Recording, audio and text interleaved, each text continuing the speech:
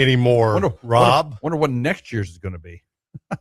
Yeah, it's my Hawaiian Cardinals shirt, which I wear proudly. Which today. I do like that shirt. That's a nice shirt. It's got the plumerias on there. Got the cardinal bird in there. That's actually, and it's got it doesn't have the S logo everywhere, but it's got birds. It's got cardinals with parrots it'd be parrots, right? Just kind of intermingled on there. Very nice. That's a very nicely done shirt. Did you say there were plums on here? No, plumerias. Plumerias. That's a flower. That's a big yellow flower on there. Have you been to Hawaii? Oh, heavens, no. You need to go, dude. That's a bucket list thing for me. You need to do it. My bucket list used to be really big. It's still got a few locations and things I need to do. Yeah. And Hawaii is one of those. You need to go to Hawaii. Been a couple of times. Now, I didn't go till later in my life. Last year we do our 30th anniversary in Hawaii. We got remarried in Hawaii. Renewed our vows there. Just amazing. It took the whole family. That was fun. But I'm telling you, Hawaii is one of those things. What we do in our household is this. We default to Hawaii. We're probably going to go next year. But we default to Hawaii because the high is 81, the low is 72 every day. Every day. Is your wife from there? Okay. No, she's not from there. She wants to be from there. Oh. She wants to be from there right now. I mean, like every day. Yeah. Especially in the wintertime. I'm telling you what, high of 81, low of 72. Some people are like, oh, I like the seasons. Nah, if you woke up every day to 81, high of 81, low of 72, and you're eating outdoors every day, trust me, you would not get bored with that. Sounds like San Diego to me. Yeah, pretty much. Pretty much. Yeah. No, that's a place I would love to go. It's a bucket list place. Haven't been. I mean, all the games and 40 years of play-by-play. Yeah. Just never had a team to go to Hawaii. Why? I don't know why we're not going to Hawaii to play. They have a Division I school out there. It's all about the money, Rob. I know. Remember, that should be on our. We should have that should be on our Facebook Live and YouTube. That everything is about money. Everything in sports, 100% is about money. 100%. Every single thing. Every question you ask about sports, it's about the money. There's a money issue behind it. Isn't it sad though? It's kind of sad though, because guess what? Caglione last night. 5 for 6, right? Monster game, hitting 282 on the season now. What's the first thing they're talking about on Kansas City radio this morning? Yeah, we need to sign that guy. We need to sign him. We gotta lock him up, right? Well, he already is locked up for the next 5 years, pretty much. I mean, 4 years at least, 5 years through arbitration. He already is locked up. He's on his rookie contract. Yeah. Well, he has definitely turned it around. Remember, I mean, last year he came up and everybody's, oh man, 155 or whatever he hit. Couldn't do it now. But he is in a zone. He is the 3-hole hitter for the Kansas City Royals, and that slow pitch softball thing he hit last night. When the announcers are warning people to protect themselves in right field, before that, in the next pitch, he just sends one to the third deck at the Rodgers Center. By the way, Canada loses last night, 13-2 to the Royals. Canada? Canada loses. So pretty much the Royals knocked the Canadians out of the playoff chase for the most part. They're not going to catch up. You look at their schedule ahead. They do these percentages, You look at their schedule ahead. They're not leaping that many people. I don't care how tight the American League is. They're in trouble. They have no pitching. Their pitching's done. If they signed Michael Lorenzen of all people. If they had a Cy Young for just the second half of the season, Noah Cameron would be a candidate. Wow. Calling his own pitches. Very Clayton Kershaw-like. That's what my son said last night. I mean, good night. Just taps his waist on the pitch he's going to throw, gets right to work, goes. Taps his waist, gets right to work, and goes. Yep. Then last night he's mad. He's like, I gave up that home run. Gosh darn it. That's the guy said, gosh darn it, missed on a pitch. But otherwise, he's just mowing people down. What a difference between the first half and the second half for him. Yeah. Well, a lot of it is his calling his own pitches. He went to calling his own pitches, and I think that's the largest aspect of Cameron's success and just the confidence. He had a couple of those good games, and all of a sudden, and now he's rolling. He's calling good games. He moved over on the pitcher's plate, like I'm talking like 3 or 4 inches. Remember his curve? On the rubber? Yeah, on the rubber. Yeah. So his ball wasn't biting quite as well on the curveball, which is one, and the sinker, they weren't biting as well. He moves over in the pitcher's plate, and all of a sudden, hitting spots, unhittable. I'm telling you, that's why I tell my pitchers sometimes just move on the pitch. Okay, I'm missing that call on the outside. Well, move on the pitcher's rubber a little bit. Just move a couple inches, and that ball's on the corner. You're going to get that call. Sometimes it's as simple as that. And I tell high school pitchers that. Sometimes just as simple as move on the rubber just a little bit and see if that works. Because if you're consistent, boom, boom, boom, boom, and you're missing, move on the rubber a little bit, throw the same pitch, and see if you have some success. So, I don't know. Sometimes we overthink it. Well, maybe it's your grip. Maybe you got to get out of your head. Well, no, maybe you just need to move on the rubber a little bit. Last night, I watched, and I do this every week because he pitches every week, but Trevor Bauer, his video came out. Oh, last night? On Momentum. They're in the playoffs in the Mexican League, and he couldn't pitch the first 2 games. He has stiff neck, slept wrong. Anyway, couldn't pitch the first 2 games of the playoffs, but came back. This is after the team they were playing. I can't remember the name of the team they were playing in the first round of the playoffs, but he pitches game 3. And the team they were playing had scored 33 runs in 2 games. No, they had 33 hits, but they had scored like 18 runs. And Trevor, in both games, he's like, guys, they're just killing the fastball. They're not hitting. He had all these stats. He breaks it down like like you're an idiot at times. So he's talking during the games, guys. They're hitting the fastball. Mm-hmm. Anything 91 to 94, they're batting 330, smoking it. Anything in the 80s, breaking pitch, off speed, they're not hitting. So he promptly goes out, strikes out 10. Starts a little melee during the game. Him and one of the guys got into it. He did a sword or something, and the guy, jumped on him a little bit. So, but anyway, he's breaking it down. He had a problem with one of his pitches a couple weeks ago, and he's been working on it. And that's the thing I love about it. He talks about, well, I was opening up a little too quick here on my EFIS pitch or whatever it was, and doing this and. I'm not shaking hands here. I'm trying to do and he really breaks it down. Young pitchers need to kind of watch what he does just for the fundamentals of pitching. Sure. Just to see opening up, just the littlest thing can mean a lot, especially at his level, but even the youth level, about opening up your shoulders of one of the biggest problems, right? Yeah. Pitching and hitting. You open your shoulder too soon and you miss a pitch or you miss a swing, you don't. I mean, you just I hit that ball all the time. Well, but if your front shoulder leads and you open up too soon, you're going to miss it. Anyway, in game 3, his team won 3-1 on the road against the team that had scored 18 in the first 2 games and had 33 hits.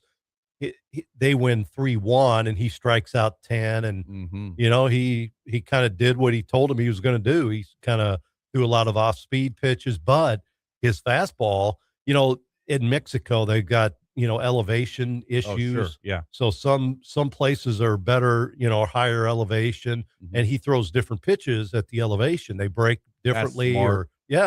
He understands that he's getting this rotation on his fastball here, but at the lower elevation, his curveball breaks more, or whatever it is. That's how he breaks it down. That's insane. Yep. I mean, that alone is just insane. No matter what you think of the guy, no matter what you think of him, that's insane. That's great knowledge. Professor, man. Socrates. Yes. He really is. Pitching, for sure. I love it. Like you watch those when he's in a game, he's telling us what he's going to throw next. Yeah. I'm setting him up with this. Well, I can't wait. They had this is kind of the way he does it. He sends out 2 videos a week. One of them's kind of setting up, getting ready for the game, and then he'll like kind of prep work or something. Yeah, the week of. So I'm going to do a little long toss today, and this will help with my my whatever pitch. I'm going to throw it. Really get into the long toss, or I got to work on this curveball. I got to work on this pitch, whatever it is. And he's talking about how he's going to just playing catch. It's science, just playing catch. Oh yes. I hate when guys screw around playing catch. That's one of the most important things you do in pregame. Yep. That locks you in. You've done that for a lot of years. That mean that you're messing around. You're not. Then you get in a game. You mess around and you make mistakes. Well, errors. I probably did too. I mean, after watching this for this season especially, I wish I could go back. We didn't have this technology. Right? Oh, I know. I mean, could you think of the things he's analyzing now that if you had it back then, I had it back in the day, and we're like going, wow. I mean, the technology alone is pretty amazing. The spin rates and things you can catch. I'm getting ready to outfit my indoor with a new system that does all that kind of stuff, and it'll calculate everything. Yeah. I mean, it's crazy. It's amazing. And I really appreciate what he offers on there. And then he's always willing to help out the younger pitchers. They always come up, and guys having problem with his curveball or his slider. He breaks it down. Well, here's what you're doing. It's a little thing on the pitch. You're putting too much here. You're letting it go a little bit too late, or something like that. And I'm like, man, I wish I had this stuff. I never saw anything. I'd go out and just throw a ball against a tennis ball. Sure. Because that's, because it would bounce back to me. Tennis ball, didn't think anything of it against steps. And that's what I'd do that every day.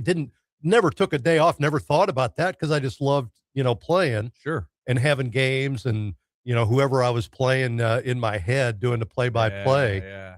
But probably wouldn't have thrown every day had I known what I know now. But it was just fun. It was a game. Fun. I did the same thing growing up as me, myself, and I taking on everybody else, And I was this team this week, had a schedule, had everything out there. That was fun times, man. I remember that in my front yard. That was just fun stuff. Well, hey, we got a great show today. Football Friday. It's Football Friday. Some high schools kicked off last night, but most of them are kicking off tonight. Yep. And so, including the one on our station, our airwaves tonight, will be Glendale hosting Webb City in a big COC tilt over there at Glendale's field. So that's tonight, and Cameron Wright will have the call right here on 96.9 tonight, and on streaming as well. So you want to catch that. And so that's tonight, but then we got college football tomorrow. We had some college football last night as well. So, I mean, we're here. Yeah. It's now. Football season is here. And so we'll have Chuck Hepola coming on, talking about Evangel's opener tomorrow. They are ranked number 19 in the country as they enter their season. And so looking forward to having Chuck on to talk about some Evangel Valor football. And then we got the hockey boys coming in today. Yes. It's that time of year. I want to tell you something about hockey. They play all stinking year long. You know that? It's all year they play. I mean, they play literally, don't they play the fall semester, and then they play the spring semester. It's kind of like swim in college. Because they really, I think it's almost the whole year. It is. And like swim is like invitationals one time a year and then duels the next time or whatever. They kind of do that too. But hockey, literally starting up at Missouri State down at, I still call it, what is it, Brightspeed now? Is it Brightspeed? Yeah. Okay. I call it the JVIP, down at the JVIP or old Brightspeed. They get going here again. They're probably going to bring in some schedule stuff. Looking forward to that. Sam Melton and his crew coming in to talk about some Missouri State hockey. The Ice Bears. Let's go. You bet. And districts for high schools were released this morning. Oh. Not right when I got in. It was just before 7:00. Okay. So the next segment, I'm going to break those down. Yeah, let's do that. That's some great. interesting districts looking at it for all sports. So all fall sports released today. High school football, of course, starts in earnest tonight. But we'll look at that. Obviously the big classification in the state, people wondering, well, who's going to be in Class 6? Well, it'll be kind of an interesting district for the Class 6 teams, area teams. Looking forward to that announcement. We'll have that next segment. We'll talk about that. As always, every single day, our show has brought to you by Play Again Sports, located in Fremont Shopping Center. Hey, it is that time of year. Football season is here. If you need that football gear, that equipment, they've got it. You need soccer equipment and shoes, balls, shinnies, whatever you need, they got it. You need volleyball equipment, balls, shoes, that kind of stuff. They got it. Uniforms, they got it. If you got a team you're forming this fall. So They got that Play Again Sports, of course, a great golf selection as well, the best one in town. So check them out in approximately 42 minutes. 42 minutes. Look at me. I'm doing the math right there. That's good. 42 minutes down at Play Again Sports, located in the Fremont Shopping Center. Of course, as always, our streaming on Facebook Live and YouTube Live is brought to you by Highland Dairy. Highland Dairy is a great supporter of us as well. You see the logo up in the corner. Thank you, Highland Dairy, for your support. Locally made, naturally delicious. Not magically. But if you want the magically delicious Lucky Charms, you can put the naturally delicious inside Highland Dairy milk inside that bowl with that magically delicious Lucky Charms. There you go. I brought it all together. I brought it full circle. That's the video we need. Yes. Some Lucky Charms and Highland Dairy milk. We're doing we're doing that. Yep. That's the video we need right there. There we go. Yep. So that's we appreciate Highland Dairy, and we appreciate Play Again Sports, and we got some other big ones on the horizon as well. So looking for that as our show continues to grow. A couple of former Bears in the sports limelight last night. Rob Rodgers. I saw the one. Who did you see? The Raiders. Yes. Jacob Clark. Jacob Clark goes 1 for 2 for 18 yards last night. Ever quarterback, we believe, in history to play in an NFL game. I know it's preseason, doesn't matter. He's wearing an NFL uniform. He was on TV. That counts. Yes, indeed. That's pretty cool. I bet she's on the practice squad. I we'll think probably so, find out this weekend. I think they will. Which is not bad. I mean, they've got 3 veteran quarterback. Well, that Mendoza, he might as well be, because they're still debating on who's going to be the starter. I think they know, but Kirk Cousins is going to start. I mean, you don't start Mendoza. That's just, let's be real about this. Kirk Cousins will be the starter. He'll probably go the first 7-8 games, maybe to the bye. If he runs into trouble, which he will, because the Raiders aren't very good, they'll switch to Mendoza for the last 10 games. That's what's going to happen. Raider fans, that's pretty much what's going to happen. You guys agree with me. Salvi from Nixa says, good morning. It's our number one fan from Nixa. Our number one Latino fan. Yep. Thanks, Salvi. Appreciate you, buddy. He listens every day. On his way into, I think, Ozark Chevrolet, bud. Yeah, I think that's where he's heading over there. Yep. Drake Baldwin also. Did you see this?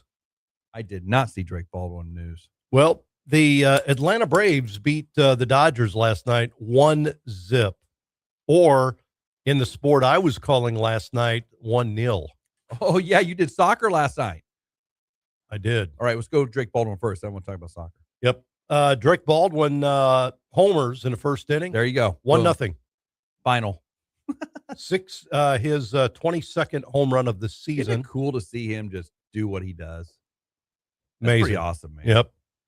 Well, he's having a great year, and I wish he wouldn't have got hurt that stretch when he was super hot, by the way. He was white hot when he got hurt. He's still doing all right. I mean, he's going to have an all-star type year. Of course, he did have an all-star year. He's an all-star, but he's going to have a great year stat-wise. He'll end up being really strong. They'll make the playoffs, so we'll get to see him on TV in the playoffs, most likely. So, this is kind of interesting. Cags is having a little better season than Drake Baldwin. Caglione. Do you pay the guy or do you not pay the guy? I say no. Don't pay the guy yet. We got other people we got to pay. We got pitchers we need to pay. But let me tell you something. 282, 23 home runs. What'd you say? 60-something RBIs? Yeah, 66, I think. It's amazing the fact that he can hit left-handers, because there for a while we thought he was going to be a lifetime platoon player. But he can actually hit left-handers, and he can hit balls really far. 282 batting average, what a great year for him. That's your 3-hole guy, Royals fans, for here on forward. It's going to be Bobby, then Cags backing him up, because if Cags can provide the protection, you watch Bobby's numbers go through the roof. They're going to have to face Bobby. What they did last night, they faced him, and he rope balls over the yard. I think a more interesting question with the Royals, what are they going to do with Vinny?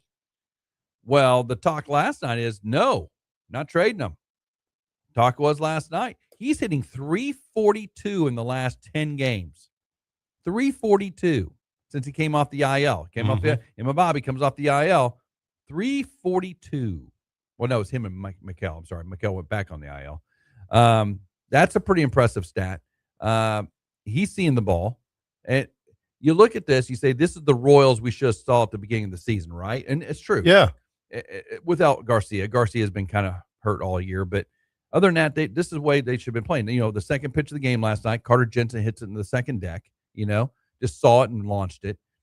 Carter Jensen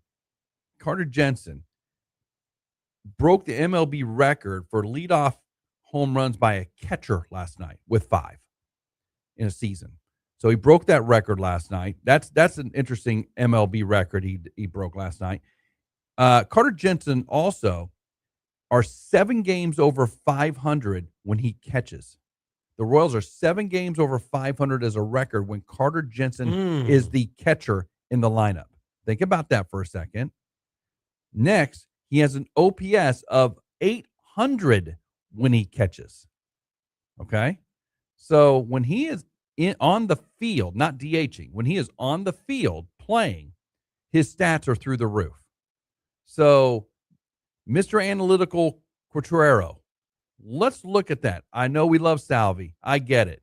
But when Carter Jensen's on the field, we win ball games. So what does that mean? What does that mean Salvi's record is? I know we got to take a break. We're over. We got to take a break. But what is that? What's that record when Salvi's catching then? Considering he's pretty much the other primary catcher, under a lot. Big time. Right? Hey, we got to take a break on the show. We're a little long there, but we got our poll question today coming up next. We're also going to talk about the release of the districts for football and fall sports, all the fall sports. We'll talk about that next on the opening drive with Tom and Rob on ESPN The Jock, brought to you by Play Against Sports. Want to hear ESPN The Jock without lifting a finger? Just say play ESPN on Jock on TuneIn to your smart speaker and take the opening drive with Tom and Rob, local sports, and your favorite shows anywhere in the house. ESPN The Jock, always on, always entertaining. When you start spending money on your marketing, making mistakes is not something you want to do. So Roy Williams, author of the best-selling books, The Wizard of Ads and Secret Formulas of the Wizard of Ads, presents the 10 most common mistakes in marketing. Number 9, believing that millennials aren't like the rest of us. Millennials aren't some ancient alien tribe. Rather, they're a collection of tribes. They do not behave as a single entity. Go ahead, Google millennials. The definition will pop up as the industry brims with theories on what makes millennials tick. Truthfully, millennials want the exact same thing that the rest of the world does. A product or service that does something for them. Millennials may not be like the older generations used to be, but then again, the older generations aren't what they used to be either. For more on the 10 most common mistakes in marketing, visit ZimmerCommunications.com, your marketing resource in Southwest Missouri. ZimmerCommunications.com. All right, there's your new AC unit. You should be all set. What do you mean, should be? Yep, you should be all set. Thanks and good luck. And that's when you realize it wasn't such a good idea to go with one of the guys who had the AC unit for cheaper. Rodgersville Heating and Cooling won't just chuck it in a truck, plug it in, and leave. They take the time to install and quality check everything they do, so you can come home to comfort with Rodgersville Heating and Cooling. RodgersvilleHVAC.net. When your business depends on security, access, and durability, the details matter. At Robinson Fence Company, we've delivered dependable commercial fencing solutions in 9 different states. From industrial and high-security fencing to complex commercial installations, our crews work efficiently and comply with job site requirements. With a long-standing presence in Springfield, Missouri, and our office in Dallas, Texas, Robinson Fence is a trusted partner. Robinson Fence Company. Commercial strength, proven experience, professional fencing by professional people. Acres to cover, crops to bring in, work that doesn't slow down. At Heritage Tractor, we understand the demands of farming at scale. That's why we're here with trusted John Deere equipment, parts and service when and where you need it, and industry-leading precision technology to get more from every acre. Season after season, you can count on Heritage Tractor. Here for your fields, here for your farm, here for you. Your takes, your teams, your town. From hot stove baseball to big deal or not a big deal. Mornings belong to the opening drive with Tom and Rob. 7 to 9 a.m. on ESPN The Jock. Don't just listen, be part of it. We'd like to invite you to join us on the opening drive. Give us a call or text at 417-866-0969 or reach out to us at the 96.9 Jock Chat app.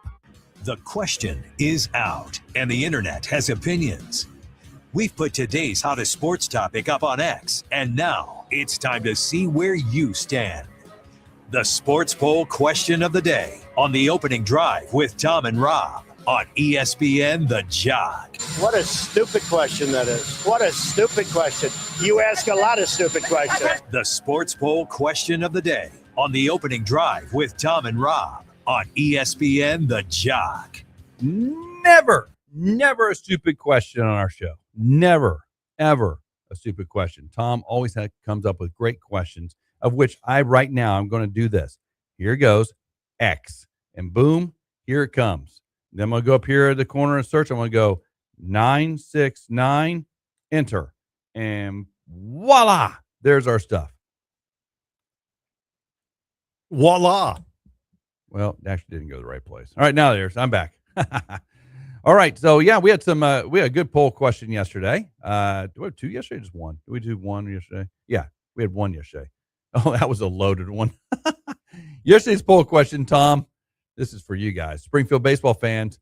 How important is it that the team's affiliation with the Cardinals is intact? Basically, that's the question.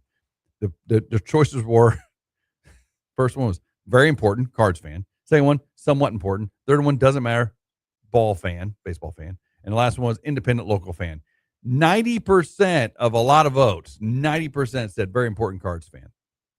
So, begs the question, whatever happens, if that goes away, Springfield, and then I'm not trying to be a wet blanket, but there's no guarantee that stays here ever.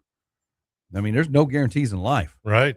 Because if you thought the Springfield Cardinals logo is going to stick around forever, it's not. So I'm just saying, I'm not trying to poke you or anything out there, because I hate it. I think if there's anything synonymous with Springfield, it's Cardinals. I mean, that's me coming from a Royals fan, but I know why they did it and know how they had to do it, but I just don't think it was handled probably the right way. So anyway, it's like ripping off the Band-Aid, man. 90%. That's overwhelming results on that question. Who is the AA affiliate? Who is the parent club of the Arkansas Travelers right now? Do you remember? Is it the A's or Angels? I mean, Angels, I believe. Yeah. Angels. Yep. That's what Little Rock is going through right now. Yeah. I'm just telling you. I mean, it happens. It happens to the best cities. So hopefully it doesn't happen to Springfield.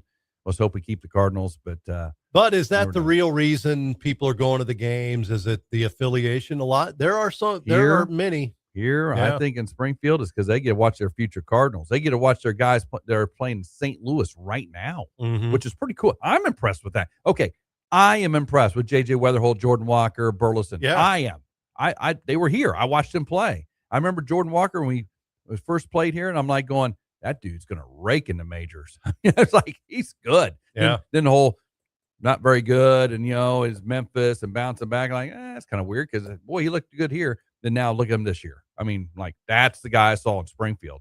That guy hit monster shots.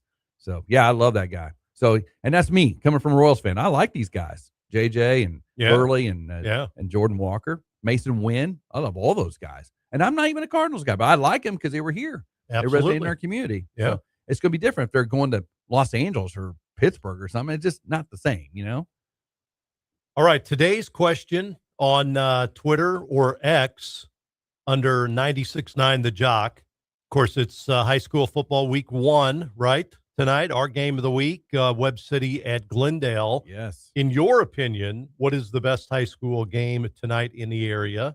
Is it Joplin against Kickapoo? That's a good matchup. Yeah. New coach at Kickapoo. Yeah. Yeah, good. Republic at Lebanon. Two good teams there. That's good. Yep. Too. Carthage at Nixa. Ooh. Oh, my. Yeah. And then Webb City at Glendale. It comes down to 2 for me. And I know we're having the Glendale game on with Webb City tonight, traditional power there, but that Carthage-Nixa game tonight, that's what, number 4 Carthage against number 4 or 3 or 5 Nixa or something like that in 2 different classes, right? Because they're different classes, I believe, right? Or are they now same class? I don't know. You got the announcement. That kind of leads into where we're talking about. Yeah, it does indeed. Yeah, so that does lead into districts that were announced this morning. High school football first. We won't get into all the sports, but we'll go with high school football first. In Class 1, we'll just look at the area teams. District 3 has Ash Grove, Diamond, Marionville, Miller, and Pierce City in Class 1. District 3, then District 4. Skyline is in District 4 with Lynn, Russellville, Tipton, and Windsor. Yeah. So some teams outside the area. That's in Class 1. Class 2, the districts, there's a couple districts with local teams. Ava, Fairgrove, Forsyth, Houston, Mountain View, Liberty, Catholic, and Willow Springs, wow, that's a good all in district. Class 2. Yep.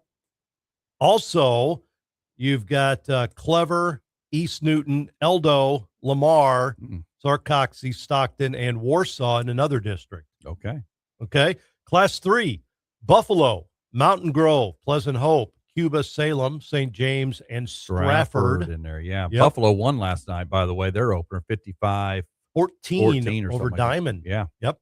Another district in Class 3 has Aurora, Cassville, Hollister, Mount Vernon. Yep. Nevada, wow. Reed Spring, and Seneca. Good night. That's a gauntlet. That's a lot of good teams in that one. That is a good one. Wow. Class 3. Class 4, you've got Bolivar, Carl Junction, Hillcrest, Rogersville, Marshfield, McDonald County, and Monette, all grouped together. That's another good one, yeah. 2 of them in Class 5. This is Port Glendale. Glendale's got Camdenton, Glendale, Helias, Jeff City, Helias, Jeff City, Lebanon, Rolla, and West Plains. That's in Class 5. Where they could have been is with Branson, Carthage, Neosho, Parkview, Republic, Webb City, and Willard. Why is Glendale over there? I mean, you've got look at this. Parkview's here. There. Yeah. Boy, they sent Glendale to the ends of the earth, didn't they? I'm trying to understand why Well, Glendale. Who would you swap there? Yeah, I don't know. Who would you swap there? Willard, maybe? That's a tough one, but because you got Webb City and Carthage both there. That's on the west. Branson on the south. Neosho southwest. Parkview. Republic's west of Springfield. Willard's west of Springfield. They basically sent Glendale east is what they did. It looks like. And then Glendale's east. They're like the east. Glendale would be the easternmost team in that District 6 if they had it, if they're geographically, because they're east of Parkview. That's how they did that. Yeah. by what? 3 blocks? Yes, something like that. 3 blocks width? And in Class 6, you've got Joplin, Kickapoo, Nixa, Ozark, and Waynesville in a district. Joplin, Kickapoo, Nixa, Ozark, and Waynesville. Yeah, Nixa will win that one. Nixa won't have any problem with that one, I don't think, actually. You never know about Joplin. Joplin always. I never know what they got coming through. You're right. Yeah, you're right. Joplin's kind of always one of those teams that sit there and go, oh, where'd that guy come from? Yeah. Yeah, that type of thing. They kind of share players with Carthage and Webb City. Yeah, and they kind of move around over there a little bit. Yeah, a little bit. Yeah. We can say that here because we do it here too. Yeah. All right. Yeah, that's interesting. Boy, that's interesting. Boy, the one you're right, Class 5, Glendale gets they get sent east, it looks like, because they are the easternmost team in that district, literally. I mean, that's nuts. But that's just kind of how it works. That's probably what they're going to say. Geographically, that's the one. And then the other one is tough. The Class 3, District 6, Aurora, Cassville, Hollister, Mount Vernon, Nevada, Reed Spring, and Seneca. That's a tough one. That's a really tough one. So, yeah, that's interesting. That's some good district. Now, okay, for me, the novice on this, how's this work then? I mean, so you got your regular season, then they seed the district, right, based on the regular season? Yeah. And then they start first round would be Aurora events against somebody or whatever, right? During the season, they will start having a ranking of the district. Okay. And every week it kind of changes depending on how you do. You get points for your strength of schedule, wins, losses, various things that they look at. So they'll basically keep a point total the whole season. Like a power ranking type thing. Okay. And then at the end of the year, when it gets to district time, that they look at that. Well, Nixa is number 1 in their district. They'll play. So they'll get the top seed, probably get a bye the first week. Gotcha. because they got 1, 2, 3, 5. 4, 5. So Okay. they would get a bye the first week. The other 2 teams, whatever. So if you look at like this class 6, there's 1, 2, 3, 4, 5, 6, 7. The top seed, whoever that would be, would get a bye, and then they go like 2 versus 7, so on and so forth. Is kind of how they do that out, or 2 versus, well, whatever it comes out. It goes into a tournament style, basically. Yes. And it's single elimination. So you lose, you're done. Yeah. So into the season, in the regular season, first round of districts, that's who all these teams will play. Everybody gets in, right? Everybody gets in this. Yeah. Okay. Yes. Everybody gets in. Yep. Okay. All right. Cool. All right. Cool. I didn't know how that works. That's an interesting way to do it, and I kind of like that. Because especially if you're playing during the regular season, if they're in your league or something, you might have to play them again, right? Yeah, absolutely. Oh wow, that's kind of cool. Yeah, that happens. That does happen quite a bit. That actually is really cool. That's not like that in Kansas. In Kansas, you are what you are, and you got to keep going. You might run into one of your league opponents, but typically you don't. So just they'll ship you somewhere else.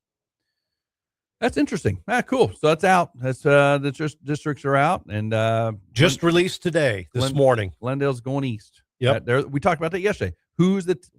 Somebody's going to go east, and it looks like it's going to be Glendale. So you can look at the other sports. You can look at soccer. You can look at volleyball. They're all the same districts. Well, no, they change. Okay. They change a little bit because there's not as many. May not be as many schools and soccer, right? And what about volleyball though? Is it the same for volleyball? No, is it different too? Yeah, it's different. Oh, okay, wow. So you could have a different district opponent in volleyball, different district than you do in football. Wow. See, that's not the way it is in Kansas. That your district is your district. You could be in class 6 in volleyball and class 5 in football. Really? Yeah. Oh, wow. Something like that. Okay. All right. That is different. Yeah. That's actually good though, because it's based on how many schools are playing. So that's actually good. I like that. And think about the private schools, because they get the multiplier of the deal that baseball. Catholic may be in class 5 in baseball because they've been to the Final Four or something all these years. Yeah. So it does change quite a bit, and that throws everybody off with the numbers. So. That's interesting. All right, cool. Well, I learned something today. How about that? Never really followed it. The only time, Ryan went through New Covenant, and they went from class 1 all the way to class 3 in 3 years because they went to the state tournament that 1 year. And that multiplier kicked in, and the tournament appearance kicked in. How far you go in the tournament, same thing. So that bumped classes, but that's for baseball only. It wasn't for basketball or soccer or whatever. Just call me Professor Emeritus for you and your classes. There you go. Here on the Jock. I appreciate that. Emeritus.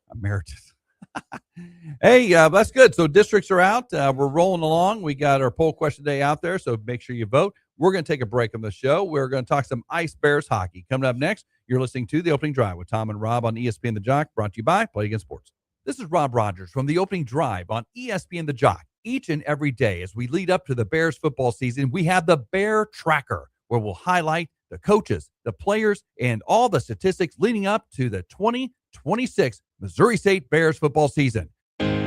For America's 250th anniversary, Highland Dairy is honoring the values that built this country: service, sacrifice, and community. We're proud to partner with Folds of Honor to commit a $250,000 donation to help provide life-changing academic scholarships to families of America's fallen or disabled military and first responders. It's Highland's way of giving back to those who have given so much. Learn more at highlanddairy.com. Highland, locally made, naturally delicious.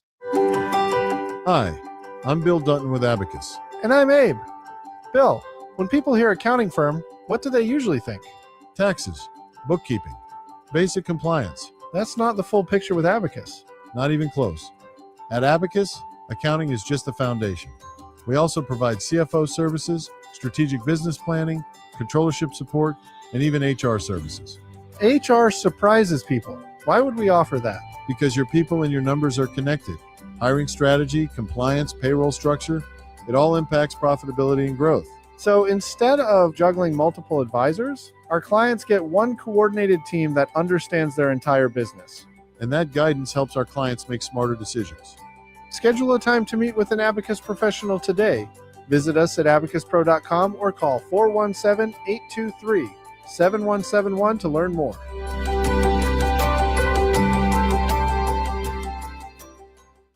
When people visit your place of business, everyone has a great time. You're giving families and friends a way to break up the boredom and have some fun together. Now you just need more people to enjoy what you have to offer. That's where ShopOzarks.com comes in. When you're part of ShopOzarks.com, thousands of potential customers will see your offers, helping you build your exposure. ShopOzarks.com is a great tool to give your business and fun experiences a jumpstart. Contact us today to find out more at ShopOzarks.com. I'm Missouri Attorney General Catherine Hanaway. Fraud and scams can strike anyone. My office works to ensure that Missouri is free from deception and unfair practices. Last year, we handled over 65,000 consumer complaints and returned more than $400 million to Missourians. If you've been a victim of fraud, call 800-392-8222 or visit ago.mo.gov. Paid for by the Missouri Attorney General's Office. Did you know you can listen to all your favorite ESPN The Jock programs live at 969thejock.com? The Opening Drive with Tom and Rob, A Coach's Perspective with Jenny Hopkins, The High School Show, ESPNthejock.com. We'd like to invite you to join us on the Opening Drive. Give us a call or text at 417-866-0969 or reach out to us at the 96.9 Jock Chat app.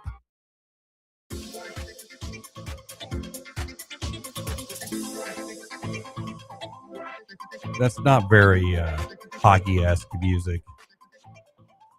What is that? Man, I don't care about YouTube anymore. I'm working on bump music this weekend. I mean, we just lost. There are people just left the road right there. They're just like, what is this? Did we turn into the Euro channel or something? Are we talking about soccer next? No, we're talking about hockey. Don't bash YouTube here. We're trying to get this segment passed here. We're trying to get it on the air. I don't care about YouTube. I honestly don't care about YouTube. YouTube, if you're monitoring right now, I don't care about you. I'm going to just play you live. We're going to go real bump music because we're a radio station. We should have access to that. But anyway, that's nice. Don't get me started on a rant, right? Okay. Yeah. So we got hockey in the house. We got the Ice Bears in the house. I hope you guys are doing great today. How about this? It's time for that season. I heard you guys the other day. We were talking about Tom and I, like, hey, we got the Ice Bears guys coming in on Friday. I'm like, why?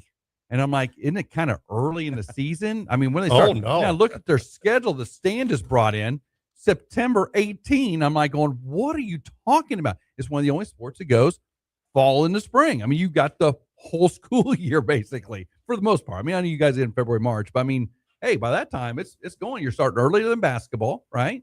You're like on a swim schedule. They swim all year too. Guys, thanks for coming in. Appreciate you guys. Thanks for having us. Great to be here.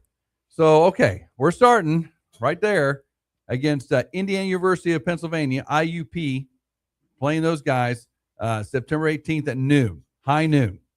Tell me, what's your thoughts? What's you guys cool in about practice this? now? Yeah, we started actually about 2 weeks ago. Wow. Yeah, the first skate was the Friday before school started. But this first weekend is really kind of a unique deal. It's in actually Lake Placid, New York. Yeah, I saw It's that. What? Yeah. Are you kidding? Yeah, it's at the Olympic Center. We get 2 of the 3 games are on the 1980 Olympic rink. This is a pretty special deal.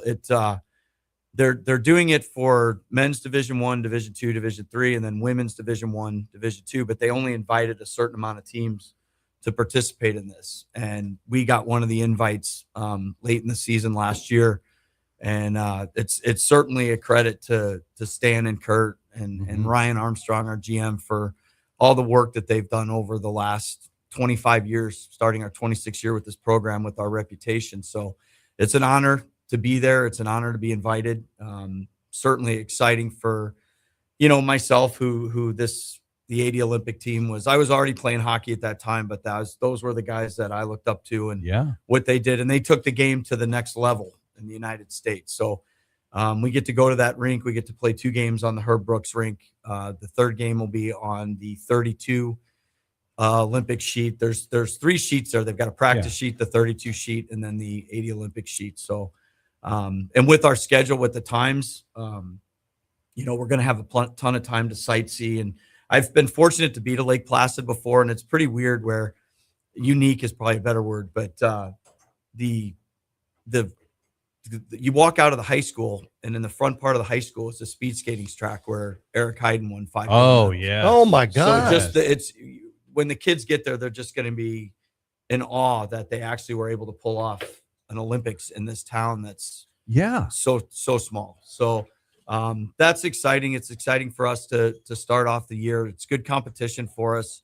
It'll be a nice road trip for the guys to get some early season bonding in, and obviously just excited and ready to get going. I tell you Also, what, that's amazing. To give you a quick kind of significance of where we're playing and the event itself, I've been using the example, if you're a Catholic and you get a chance to go to the Vatican, man, oh man, for a Catholic, that's a big, big deal. It's like going to Mecca.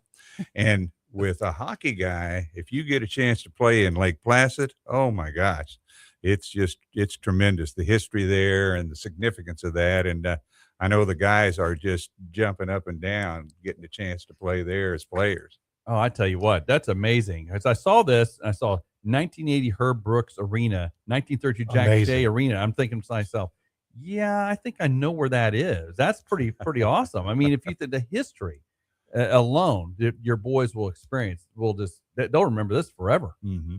Ryan, what's the feeling of the players? This has got to be, they got to be excited about that. It's definitely a trip of a lifetime. And when we were approached, Tom and I were approached by the ACHA about the possibility of making this trip. It is a big undertaking. It was a no-brainer.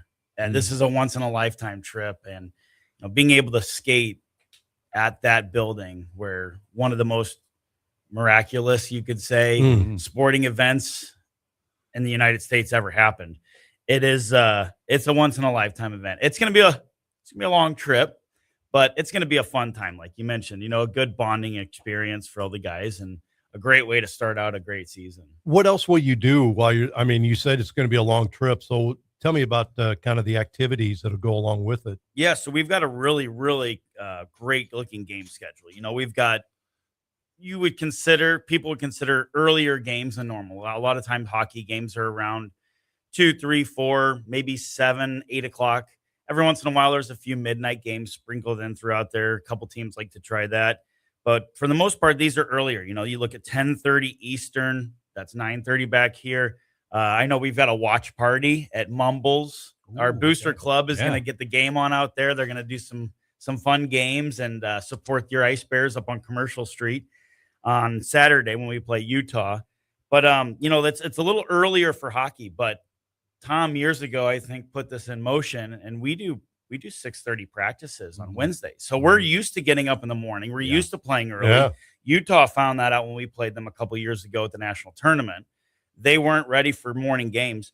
So we've got these earlier than normal games, which opens up the rest of the day to be able to take in Lake Placid, to be able to take in the Olympic cities and to do the different tours. We've got a couple different things lined up while we're out there. It's not just going to be a normal hockey trip for us where it's business, where it's Missouri State business as usual, showing up, hotel, sleep, eat, hockey, back to the hotel. We get to experience the wonderful, Olympic center a little bit. So it's going to be fun. That's awesome. It is. I'm stoked. That's a great way to start your season. And that bond you guys talked about when you're on the road, a trip like that's something that could pay dividends in the national tournament later, right? That's a big deal. Yeah, absolutely. It's a lot of time on a bus. It's a lot of time together. But again, this is one of those trips where it's experience. It's the experience of it is going to be, like you said, something these kids are going to remember. And I'm excited to go back. I've been there, but I was there in the summertime for a coaching seminar, so the ice wasn't in. So you got to go and see it, but you didn't really get to experience it as much. So yeah, it's such a beautiful area too, right in the middle of the Adirondacks and everything else. So it is. And it's, like I said, the big thing for us was obviously the hockey's important. The games are important.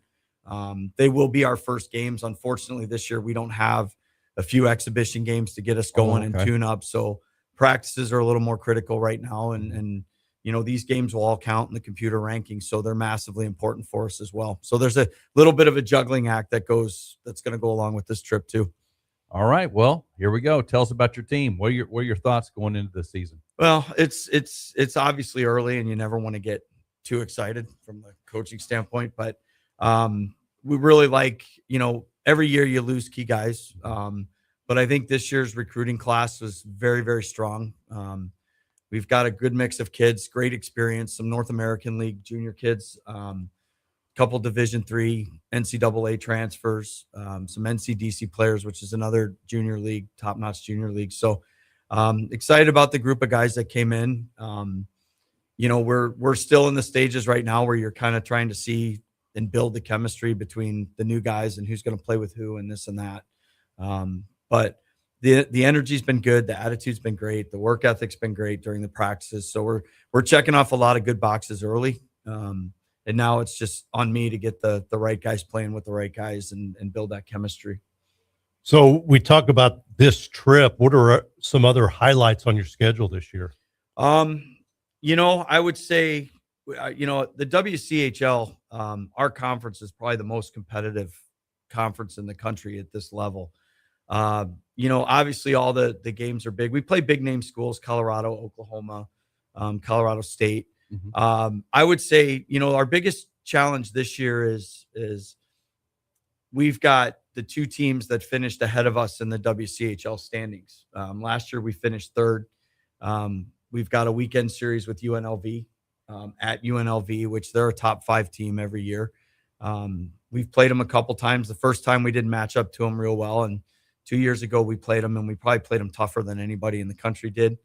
And then Grand Canyon University, they finished second ahead of us. And they're going to come here for a series. And again, these are teams that we feel that if we can have success against, and that sets us up to potentially win the WCHL this year and give us a chance at the automatic bid for the national tournament by winning the conference. So, and then obviously I would throw this out there. The Drury weekend was absolutely amazing hockey last year. It was probably some of the best hockey we've played here in a long time. 2 really good teams. The games were great. It was physical, competitive, but it wasn't dirty or anything like that. It was just really, really good competitive hockey. And of course the building was rocking. So that's always a weekend you look forward to. Yeah, that's always one. And I'm looking at your schedule as you come back off a break. You've got you're on the road at Illinois State, and then you're at Nevada, Las Vegas, like you said, UNLV, and then you're at Colorado. I mean, then you got Maryville stuck in the middle there. You really pretty much in the second semester when you come back, you're on the road pretty much. What according to this scheduling? I mean, did I read that right? We're home heavy in October, November. Yeah. And it's crazy because you mentioned before we got on the air that it's early and it seems like our schedule's drug out, but we do have some decent breaks in there at Christmas time. Sure. But if you look at October basically through Thanksgiving, it's a grind for these kids. Yeah. It's every weekend. It's no easy competition. It's going to be a challenge for us, and we've got good depth, and you're always going to have to deal with injuries and whatnot. But, obviously, coming off the year that we had last year, we had a really strong finish, had a great showing at the national tournament. Our kind of theme this year is complacency is our enemy. If we look past any of these teams, every team on this schedule's gotten better. So the minute we start thinking we don't have to show up and compete every night, things could go south for us. So, again, it's a grind, but the guys are ready. We're preparing for it now, and obviously excited for the challenge. Got about 30 seconds. You got a Blues hat on there. How are the Blues going to do? I know we got some Blues fans in the audience, obviously. My take is I really like the draft. I liked a lot of the things they did. I think for me, Steen coming in as a GM, I think one of the best things he did this summer was sign Ross Johnston out of Anaheim. He's probably one of the tougher physical players in the league. And I think after they traded Shen last year, they kind of lost a little bit of that physical intimidation. And now you've got that. And he's going to create a lot of room for guys on the ice. And he can play. I think he was a 35, 36-point guy last year in a 4th-line role. So they've done a lot of good things. I think hanging on to Binnington was smart because he's in a contract year. He's a money guy, and he's either going to step up and push Hofer or play really well, and he could be a bargaining chip at the trade deadline. So I think they've positioned themselves really, really well. Well, we appreciate it. Thank you, Ice Bears. We'll get it going. Schedules will be out soon. You're going to check out their website, and we'll go from there. We'll have that information after the break. We're at the top of the hour. Coming up next, more of the Opening Drive with Tom and Rob. Ozarks First. I'm meteorologist Tom Schmidt. Your home is where life happens. It's where kids play, pets roam, and memories are made. Since 1978, Robinson Fence Company has taken pride in building fences the right way. Every fence we build reflects our commitment to doing honest work for our neighbors. With over 4,000 fences installed, our experience speaks for itself. Rooted right here in Springfield and our office in Dallas, Texas, we're proud to be a hometown company. Robinson Fence Company. Family-owned, locally trusted. Professional fencing by professional people. The leaves aren't the only thing that can get brighter in the fall. 'Tis the season to play under the lights. At Play It Again Sports, football and soccer players reload every year with lots of new and gently used gear. From shoulder pads, helmets, mouthpieces, gloves, and footballs to soccer shoes, shin guards, shorts, and jerseys. If you play a fall sport, it's more than likely we'll see you soon at Play It Again Sports. When you trade in, you win. Play It Again Sports in the Fremont Shopping Center. When it comes to your next build or remodel, you need a team that shows up ready to win. In Springfield, that team is Edge Supply.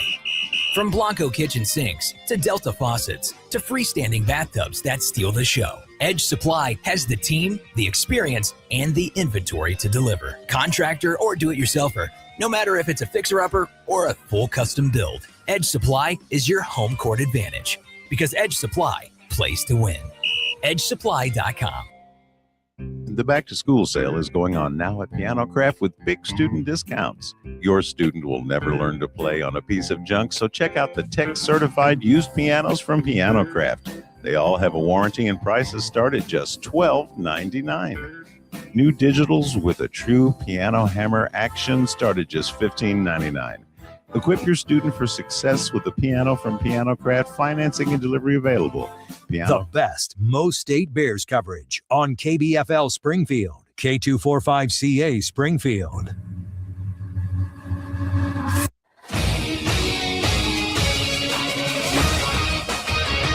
Springfield's total sports station, ESPN The Jock, with its local sports center update with Don Luzig. Sponsored by Highland Dairy. Friday Night Lights returns across the Ozarks tonight. It is high school football season. ESPN The Jock will once again be your home for some of the best and most entertaining football coverage in Southwest Missouri. Tonight, our game of the week, Webb City at Glendale. We'll have that broadcast beginning right around 6:50 with the pregame show, followed by live play-by-play action and a concise scoreboard show immediately after the game here on The Jock. Kansas City Chiefs will play their third and final preseason game tonight. They take on the Seattle Seahawks at Arrowhead Stadium at 7 o'clock and then get set to open the regular season September 14th against the Denver Broncos at Arrowhead Stadium on Monday Night Football. I'm Don Luzader on The Jock. This Sports Center update is brought to you by Retro Metro, delicious plates from the not-so-distant past. Eat retro. This weather update brought to you by David Kinsman Agency, your local Farm Bureau insurance agent. Count on reliable protection, rain or shine. Springfield weather on The Jock. Happy Friday. It's a very cool and comfortable start to the day. Temperatures will steadily climb to near 90 for the afternoon under sunny skies. We'll also find low humidity today and a light east-northeast breeze. Temperatures look good for a Friday night in the 70s by 10 p.m. with a low of 65 overnight tonight. For Ozarks First, I'm meteorologist Tom Schmidt. Not your average sports show. Louder opinions, better stories, and zero boring mornings.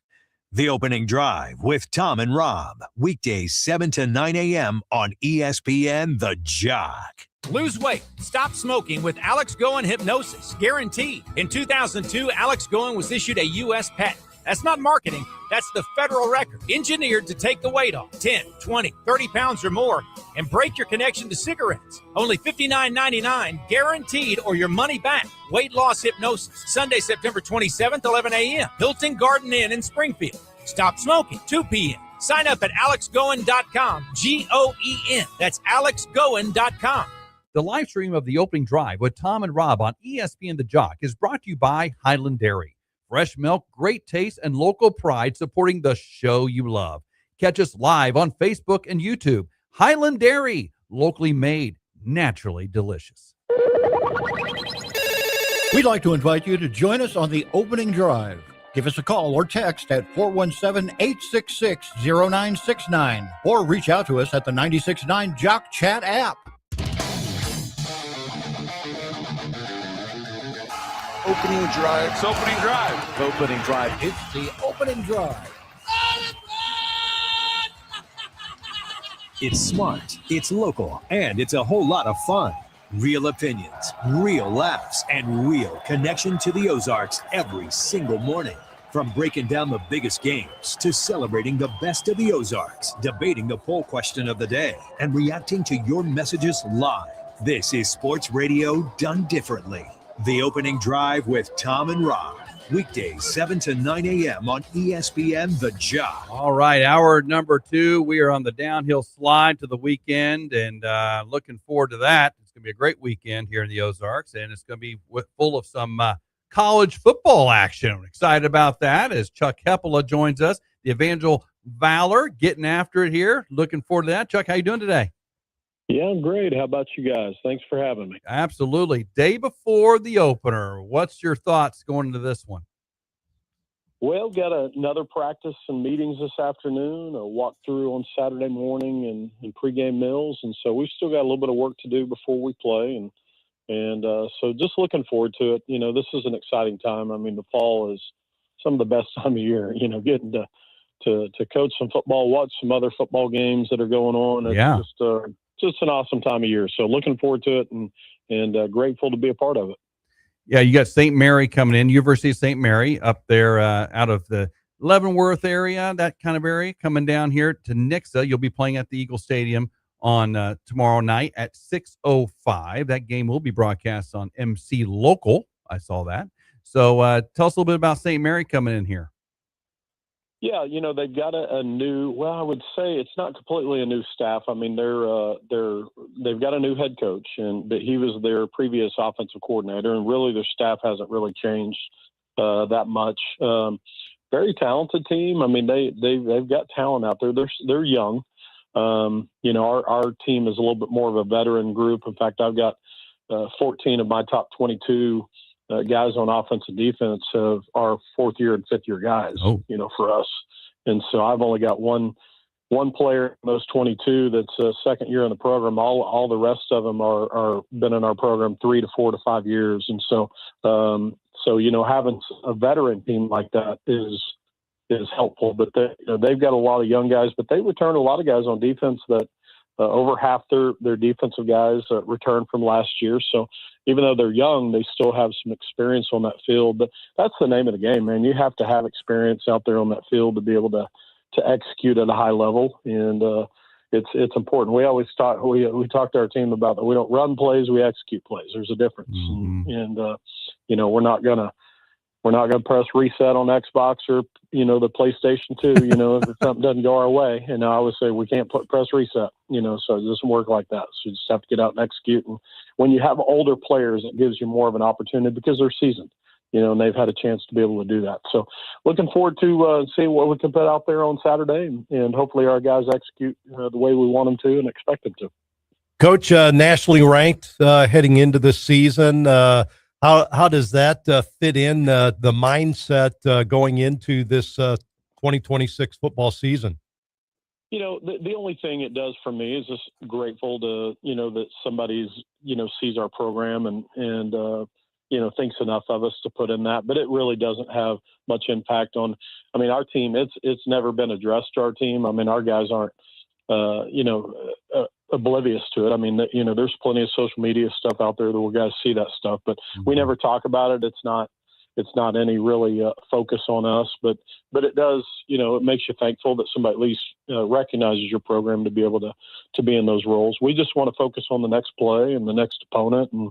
And I know that you'll probably get coaches that say that, but I mean, that's not a cliche for us. I mean, it's cliche, but it actually is what we actually believe. And, short memory, have a play on the play, have a short memory on the last one, whether you did well or you didn't do well, and you just move on to the next play and see what happens. So yeah, we're just looking forward to getting out there and giving a shot, see what happens. You've got several very talented individuals back. I know it's hard to throw out just a couple, but I'll focus on a couple. Brock Lyle, number one, your receiver, talented, has put up some big-time career numbers for you. Oh yeah, Brock's been a part of our program for, he's one of those guys that we talk about. He's a senior. He's been in our program. This is his fourth year. He started as a freshman, and so he's played a lot of football. So he's he's going to carry the load for us. Offensively, we're gonna try to get the ball to the playmakers, and he's certainly one of them. He's also going to be involved in special teams. He'll return kickoffs, and him and a young man named Josh Isaac, which played at Evangel Christian. So I was telling Josh the other day, it's kind of interesting for you. So you played for the very first head coach ever at Evangel, and Denny Duran, and now you're playing for us here at Evangel, and that's kind of a wild thing to think about. That young man's been able to experience that, and so he'll be the other guy over there, returning kicks. But Brock, yeah, I mean, just a talented young man, great young man, very passionate young man. So plays with a lot of energy, and so just looking forward to seeing him get out there on Saturday and execute. The guy hoping to get a lot of passes to him this year, Matt Allen, is going to be your new starting quarterback. What can you tell us about Matt? Yeah, we'll end up playing two quarterbacks during the game, but Matt Allen he's a fifth-year guy for us, and has been in our program. I mean, he actually, our playoff game in 2023, R.J. Wakely got injured in the playoff game in 2023, and Matt came in and played. So he's played in a playoff game. He's played regular season games for us. So he knows how to run the offense and manage it well. The thing that he can do that makes it difficult on defenses is he can really run. And so if something breaks down, whether in our protection or something doesn't go as planned, I mean, he can actually take it and still run with it. Luke Milligan is another quarterback that will get some reps for us, and he actually transferred from NSU his freshman year. He played quite a bit at NSU in Tahlequah, Oklahoma, and so he is a young man from Lincoln Christian in Tulsa, Oklahoma, and so he's a redshirt sophomore for us, and so second year in our program. And then Zerk Humes is another quarterback that might get a few little snaps for us as well. And Zerk can throw the ball and run. And back on Luke's really more of a pocket guy, but he's very adequate, with his legs. And then Zerk really can throw it and run. So we've got some guys that can really do some things in the backfield. So just looking to see what they're able to do. I know it's one game at a time. I get it. You're opening up tomorrow, but I'm looking at your schedule. You got kind of nice little run here in a couple of weeks where you got Southwestern, McPherson, and friends in a little gauntlet there. The league itself, I believe I saw 4 KCAC teams in the top 25. Is that what I saw? Yeah, there's actually 4 in the top 25 and 1 receiving vote. Okay. So there's 5 of the 12 that are getting recognition, and then there's, I mean, goodness gracious, there's still some really other good teams, and so it's a great league, and it's, again, we get asked a lot about the comparison between the Heart and the KCAC, and actually very, very comparable. The only thing that's different is Grandview's won the national championship back-to-back years, and you take Grandview out of that, and really the Heart and KCAC are very, very similar. Yeah, a lot of good teams from the Midwest right there, Iowa, Kansas, Missouri, right there in the thick of it every single year. Oh, absolutely. And good football, good coaches, a lot of tradition. I mean, you go back to the Heart. I mean, you've got Baker and Missouri Valley. I mean, I think they're 2 of the top 2 winningest teams in NAI history. Yeah. And then now you've got, Grandview that's won a national championship. You've also got, I think there's even a couple of schools in our league that are up there in the all-time wins as well. So yeah, it's a lot of tradition, a lot of good football, a lot of good coaches. So it's really fun to be a part of it, and you want to play games like that, week in, week out, meaningful games.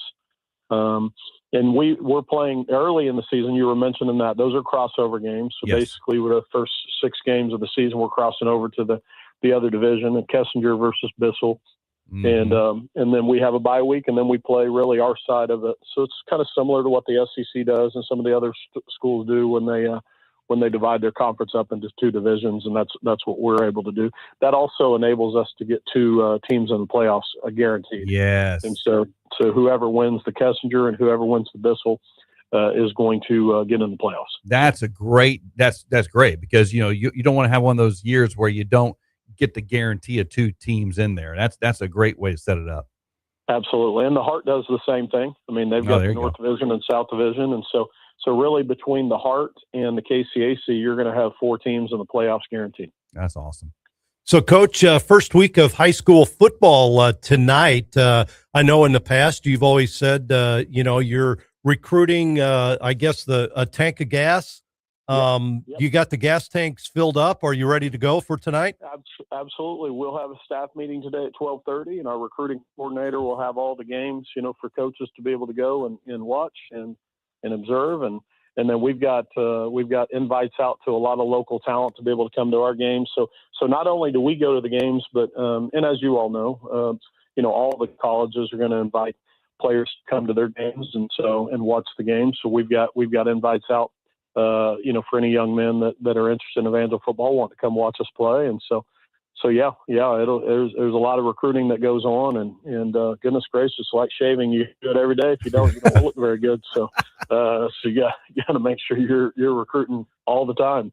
I mean, we talk about recruiting all the time. I mean, that's how we dress, what we dress, how we conduct ourselves, who we're communicating with. Everything we do is recruiting, because that's the lifeblood of any university, especially a school like Evangel, where we're trying to get quality young men to be able to come in and play some football for us.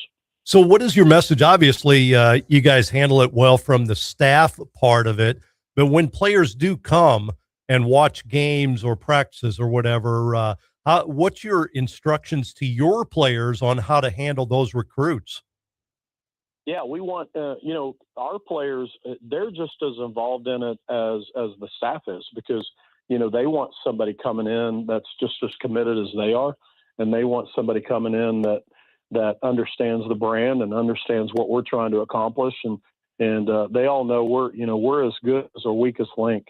And so they want everybody coming in that's bought into what we're doing. And that's really what it's all about. We talk a lot about unity within our program, and unity is not uniformity. I mean, it doesn't mean we're always going to agree to disagree, but we've got to get everybody rolling in the same direction all the time. And the players understand that. And so they're a big part of it as well. And that's a big deal for them as well. So, and it's also when a player probably wouldn't fit, Coach, you probably have some guys that will help you out with that information too, right? Without question. I mean, when they come, we'll do our official visits in December and January. So right now we're doing all the preliminary work, a lot of the background work on them, because we're going to find out everything we can about the recruits that we're bringing in, because every university has a fit. And then when they do come in on the visits, they'll actually have a host. One of our players will be their host. And obviously we listen to what our players are talking about. I mean, I've been at numerous universities. I've had players contact me and say, "Coach, he's an awesome fit, or Coach, this probably isn't going to work," and so we absolutely listen to those guys, because the hosts are we're handpicked those hosts. We know that host is probably going to fit with that person pretty well, and so we put them with them, and now that doesn't mean that our players are running the show on that, because we've done a lot of background, work on that as well. I mean, we get to know their parents, we get to know them, we talk to their coaches, we go to their schools, we watch them in games, we watch them on huddle. I mean, there's a lot to recruiting that goes in. And so when a young man comes in a program, we know him pretty good. And it's not really the first time when they show up that we've met them. And so there's a lot that goes into recruiting, and it's really a good metaphor for life. I mean, that's, any job, anything that you're going to be able to do out there, you're going to want to know as much as you can and know what a person's commitment level is. And we always talk about our commitment level should exceed our feelings. And when you commit to something, we always say commitment doesn't care what you feel like. And, when you commit to something, you throw your feelings aside and you just commit to doing it. And that's a great spiritual principle. That's a great everyday business principle. It's a good principle in your life. And so that's what we're trying to get young men to do, and also commit to, and see what we can get here at Evangel and get rolling. I know chemistry with the team is huge. How's the coaching staff? Got some new parts there. How are they doing chemistry wise as well? Yeah, same. That's a big deal. Again, like you said, like I said earlier, unity is a big part of it. And that's not just the team, but also the staff. And we do quite a few things prior to the season. I do a wives meeting. Like for instance, we bring all the wives. In fact, we did it this year in our neighborhood. We have a pool right behind our house. That's not our pool; it's the neighborhood pool. We did it there and brought the wives in and their families, and I give them a playbook too. I give them a playbook that's got our yearly calendar, our fall camp calendar, our weekly calendar.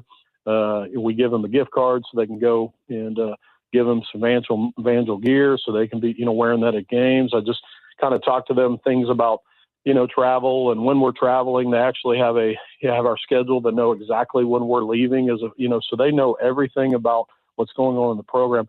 That little piece right there has been a very critical thing to try to get everybody on the same page, because again, you get everybody rowing the same direction. I mean, it's actually awesome what you can do within a program, and I'm a big believer that what we do is these coaching is a family career. It's not just this is my job. We don't refer to it as a job; it's a career, and it impacts families and. My kids, both my kids, I've got a daughter that's getting ready to be 30, and I've got a son that's getting ready to be 28. And so they're 29 and 27 currently, but their birthdays are coming up pretty quick. But, my wife and I, we were prepared to sit down and apologize for, what they went through as kids. And I remember sitting down with both of them because, I've been a college coach their entire lives, and they don't know anything any different. Yeah. And they were like, Dad, that was awesome.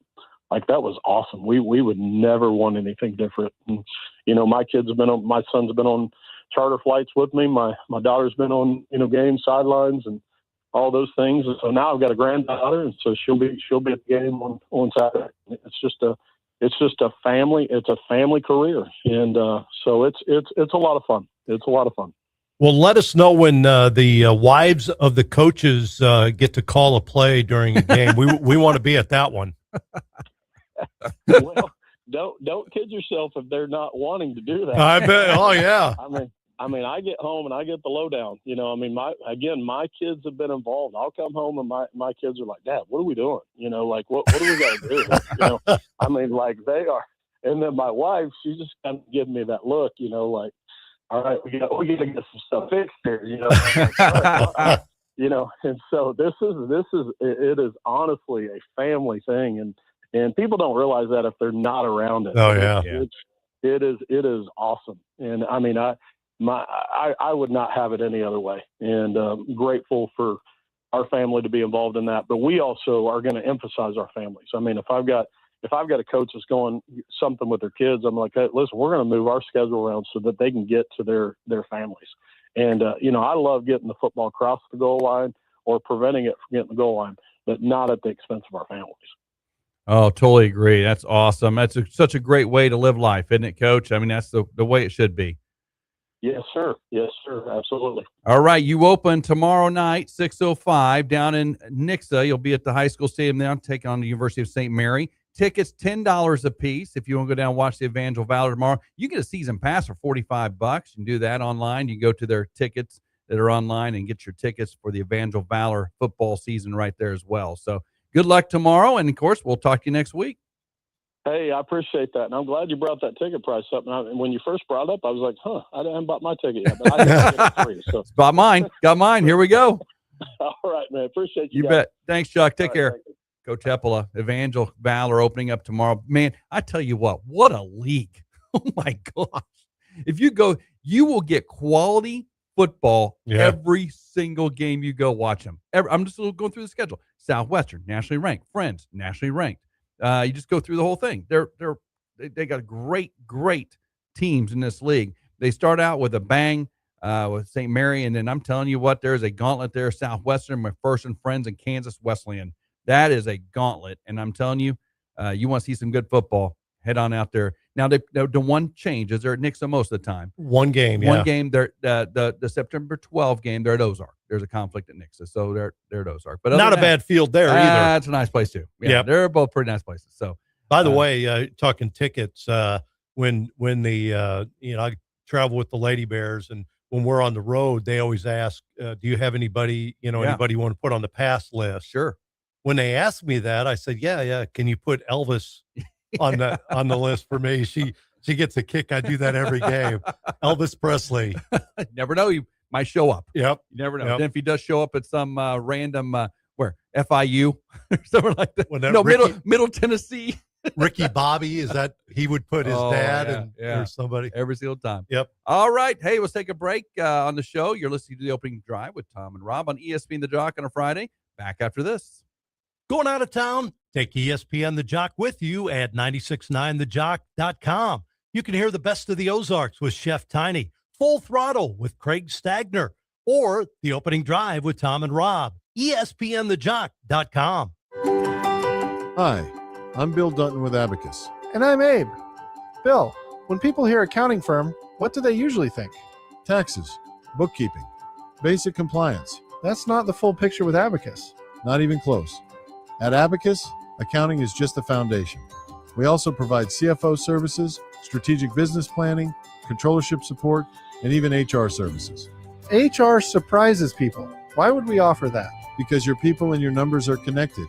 Hiring strategy, compliance, payroll structure, it all impacts profitability and growth. So instead of juggling multiple advisors, our clients get one coordinated team that understands their entire business.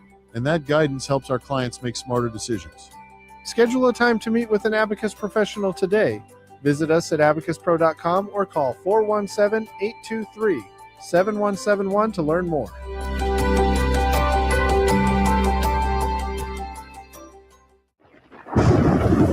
Spring and summer storms in the Ozarks have been tough on your home. High winds, heavy rains, and hail can leave damage you may not see from the ground. For more than 20 years, ABC Roofing has helped Springfield area homes and business owners protect what matters most after the storms have passed. With honest inspections, quality work, and the highest level of integrity. If storms left you wondering about your roof, let the ABC team come take a look. ABC Roofing, keeping it simple for over 20 years. When you start spending money on your marketing, making mistakes is not something you want to do. So Roy Williams, author of the best-selling books The Wizard of Ads and Secret Formulas of the Wizard of Ads, presents the 10 most common mistakes in marketing. Number 10, ad speak. The truth about advertising is that people don't hate it, they hate boring advertising. No one cares that you've been in business since the late 60s, and they know just about anyone on the planet can say that they've got the biggest selection and friendliest staff. Don't waste time of your prospective customers with ad speak. Too many words wrapped around a tiny idea. Rather, entertain with your marketing. Tell people your story. Everyone can relate to and remember stories, and the more people can relate to and remember you, the better chance you have of earning a shot at their business. For more on the 10 most common mistakes in marketing, visit ZimmerCommunications.com, your marketing resource in Southwest Missouri. ZimmerCommunications.com. We'd like to invite you to join us on the Opening Drive. Give us a call or text at 417-866-0969 or reach out to us at the 96.9 Jock Chat app. All right. Red Friday here on the program as we talk a little Chiefs football here in this segment and some other stuff. We'll do some Bear Tracker as well. This segment, day 8. It is day number 8. 8 days till we head down to Texas A&M. 1 week from today, right after the show, you're gone. We'll be headed on a jet plane. Wow, that's awesome. Maybe it's not a jet. Maybe it'll be it could be a prop. Yeah, we'll see. Single engine. You let me know. But that'll be a little far trip for me because I think I'm going somewhere that weekend. I got to get out of town. So anyway, Bear Tracker day 8. But let's talk about a little Red Friday here first. The Chiefs. Oh, by the way, my apologies to our greatest listeners in the world. We were analyzing each division preview up until really Monday, but then little things got in the way. Like name changes of like the hometown team and all that kind of stuff. So we kind of got thrown off there a little bit. We will resume that on Monday. Okay, we'll resume that on Monday. So you say that you have no idea what's going to happen this week. No idea what's going to happen next week. Yeah, or this weekend. Yeah. So our plans are to resume our division previews of the NFL next week. I know we want to do NFC East when Chef Tiny's here, Cowboys fan, as I am as well. and we'll do the AFC West with the Chiefs. We'll do that next Friday on our Red Friday segment. So that's the ones in stone. And we'll see if we get the other ones. Let's Well, we have the NFL Pick'em too on Friday. Every Friday we're going to have our picks. Yep. We're going to have Craig. We'll have Jeff Tiny, you and I. Yep, and whoever else wants to join us, right? Well, we could have another guest, but I Ooh. definitely want to have the main. You're talking about just us, like the Pick'em Yes, in here. Oh, yes. yeah, to keep the records. Yeah, for sure. Craig, Yeah. Jeff Tiny, you and I. Yep. And we'll have a competition all season long. We'll do that. Yeah, sounds good. Okay, so if you remember, because I won the playoff Pick'em, so we want to make sure we make. How come you mention that? You don't mention the marathon that was. This is like the Dodgers win, 110 I only show up for the playoffs, games. I only show up for the playoffs. Tom. Yeah, you get hot just at the end of the season. All I do is match your performance the rest of the playoffs. It wasn't even that hard. I got a game ahead and match you the rest of the way. All right, so really no notable. There was no notable cuts yesterday or anything from the Chiefs rosters. Nothing really happened yesterday. They did bring in a guy. Who was it they brought in? I don't have him in front of me. They brought in a guy because they're concerned, an offensive lineman. I don't have it in front of me. Gosh darn, I had it. It's gone. You remember who that guy was? They brought in an offensive lineman because they're a little concerned about some of their guard play. But the Chiefs right now, they play tonight. They play against the Seahawks tonight, 7 o'clock at Arrowhead. Not that other name they used to have. It's at Arrowhead tonight. So the last preseason game is tonight. We'll see what the Chiefs have in store for the Seahawks. Interesting to see what the Seahawks have as well. I don't think we'll see some of the notable stars, obviously, and I don't think we'll see Kenneth Walker III either. He's still nursing that foot injury, so I think they'll probably hold him out tonight as well. But tonight against the Seahawks, that game tonight, I don't know what channel that's going to be on, if it's going to be on anything. So I've not seen TV-wise. It might be local. I haven't seen. Is it on anything? Have you seen? I haven't seen anything. So I don't know where it's at tonight. But, let us know. So that's tonight. And then they got to get down to 53 players by Sunday. So there's going to have to be some moves at 5 o'clock p.m. on Sunday afternoon. The Chiefs must be down to 53 players. So that's the goal there. Now, and then they got basically a week to work with those 53 players and get their taxi squad set up before they open the season on Monday night, September 14, at home against the Denver Broncos on Monday Night Football. So that's kind of the goal. They got a week to kind of make sure everything's in order. And right now, from everything we're hearing from the Chiefs side, through some of the Kansas City stations that I kind of follow and some of our friends up there, they're pretty bullish on the Chiefs. Everybody's picking the Chiefs to finish second in the division behind the Broncos. And the Chiefs homers, basically, I call them up in Kansas City. You guys know who you are. We're all well know who we are. They think we're going to be very surprising. It's Patrick Mahomes going to be ready for game one, which is very important. And with a running game, hopefully behind him, looks like an improved defense, especially on the corner position. Even though they lost McDuffie, adding Delane back, we could see him tonight. That'd be nice. The Chiefs are ready to go. So that's your Red Friday segment. Our last one before we really start prepping for the Broncos next Friday. And the following Friday after that, we got 2 more Red Fridays before we really jump into it. Basically, tonight's game's going to be streamed. It's eSun. Yeah. So that's basically a streaming device to watch the Chiefs' final preseason game. Yep. And we don't know if Patrick Mahomes is going to play the opener. We still don't know. Got 2 weeks from this. It'd be 2 weeks from Monday, right? 2 weeks from Monday, he'll be. Yeah, 2 weeks from Monday. Yeah, so you got 2 more weeks to see. I don't know. Hard to say. He said the other day he's going to play. He wants to, yes. But while they've released him to practice, they have not released him to play yet. And in contact. Andy Reid is being, he's going to wait to get the official word. I guess, I think he won't. I think they'll hold him out, a little bit. I think but they will too. That's a serious injury. He's still, he looks okay at times, but I'm wondering about his lateral movement, which you need in football. Man, one hit, that's about all it would take for him to really have serious issues. And it's interesting also, Tom, that you mentioned that one hit, right? How are they going to scheme him? You know what I'm saying? Now we've heard there's going to be a lot more under center this year, more than there has been in the past. That's going to be interesting. So it's going to be interesting how they scheme him, especially when Andy Mahomes calls the plays and maps out his first, 3 drives, basically, how they're going to do things. They say he's fully on track to start week 1. It's what ESPN is reporting. He will not play tonight in the season preseason finale. So he will miss the entire preseason, but that was actually planned. He's fully cleared for training camp, no limitations per Andy Reid. And then reportedly said yesterday, feels great to the daily camp workload. And he's trusting his knee under pressure is what he's working on right now. And that's kind of the biggest thing, his plant and all that kind of stuff, how he moves around in the pocket. The Chiefs are adjusting their offense, more under center formations, increased play action, and then, of course, getting the running backs the ball a little bit more early in the season for sure.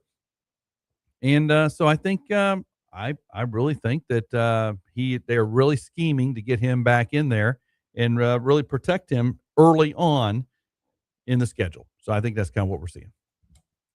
And Kenneth Walker, you think they're holding him out tonight? We understand. Yes, I don't think you'll see. He has that foot injury. They blamed it on his shoe, but then here's the thing: it's kind of funny.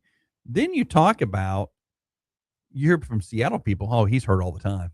I don't want to hear that. But he's got a foot issue. He's held a practice Tuesday and Wednesday. No structural damage reported. I've just been real cautious with him right now. He has had recurring foot and ankle soreness almost annually, and it usually costs him basically 2 weeks of practice time. And so basically this mirrors the foot issues he had last year in the preseason. I wonder if it's just he gets back out there and he's not used to his cleats or something. Maybe he just needs to get new cleats. I don't know. That's kind of what they blamed it on. They blamed it on the shoe. I mean, if I was him, I'd find another shoe. I mean, that's your profession, right? Do we know who the sponsor is, the shoe sponsor is? I don't know. That's a good question. Yeah.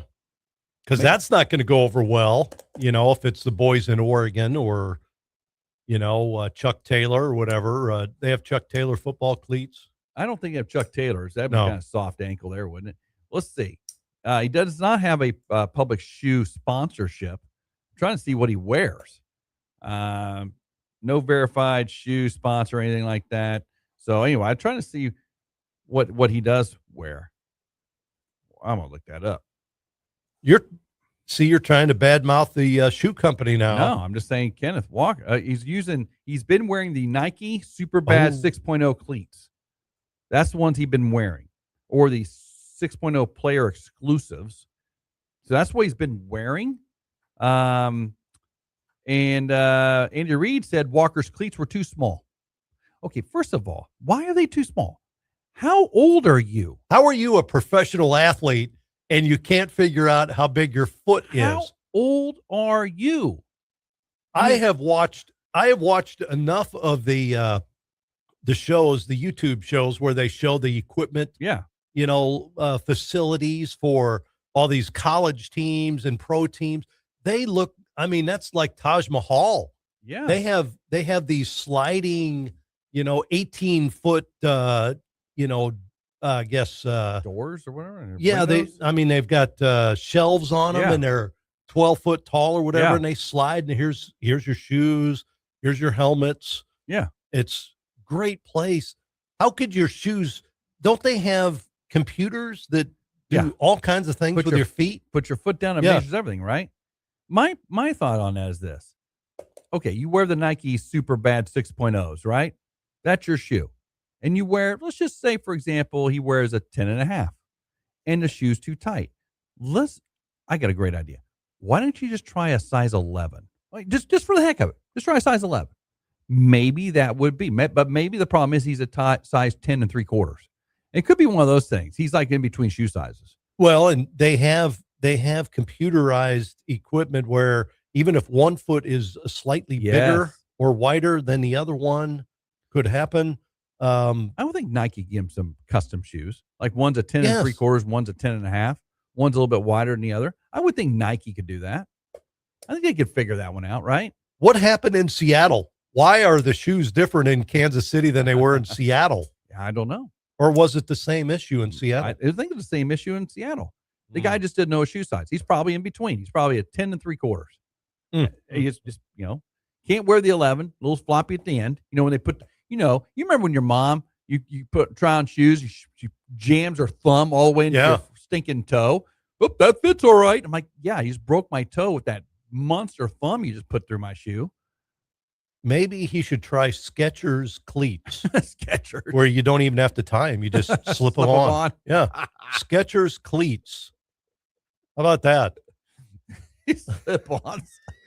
Slip-on cleats. That would work out well. The Walker, sponsored by Skechers. Hey, we do have trivia coming up, but I do want to do a little Bear Tracker Day 8, if you don't mind. Let's do it. Texas A&M. This is a name that we'll talk about probably every day next week. Okay. Really? Quarterback Marcel Reed. Oh, yeah. Is he good? For Texas A&M. Maxwell Award preseason watch list. He is 6'1", 185 pounds. This is a true dual threat quarterback for Texas A&M. One of 8 returning FBS quarterbacks nationally to amass 5,000 plus career passing yards and 1,000 plus rushing yards. Joins UCF, Auburn, Nebraska, Utah, Michigan State, Kansas State, and Iowa State's quarterbacks. He has he's 402 for 653 in his career, 21 career starts. He's played in 27 games at Texas A&M, 5,407 yards passing, 41 TDs, 19 interceptions. He has a passing efficiency rating of 146. He's rushed 233 times for 1,085 yards and 14 TDs. So 6,492 yards of total offense. So you're saying he's pretty good. Pretty good. So we got a scheme for him, you think? I think they're working on that as we speak. Casey Woods and his staff. Interesting. Well, we'll have to track meet those guys then, looks like. Marcel Reed, quarterback for Texas A&M. That's the name you'll be seeing a lot of down there probably.